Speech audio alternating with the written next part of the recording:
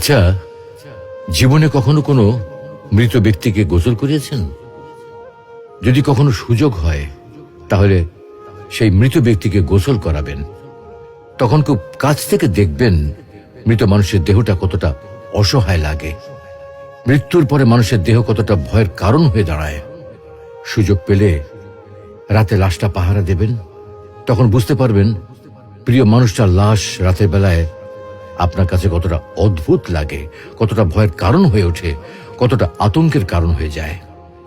সুযোগ পেলে মৃত ব্যক্তির শরীরে একটু হাত লাগিয়ে কিছুক্ষণ তার স্পর্শ নেবেন। আপনি তখন উপলব্ধির সুযোগ পাবেন এই পৃথিবীতে বিশাল প্রভাব প্রতিপত্তি মৃত্যুর পরে কতটা নির্যাতনের রূপ নেয়। সুযোগ পেলে আপনজনদের লাশ কবরে নামাবেন খুব আগ্রহ নিয়ে। শেষবারের মতো মৃতদেহের মুখটি একবার দেখা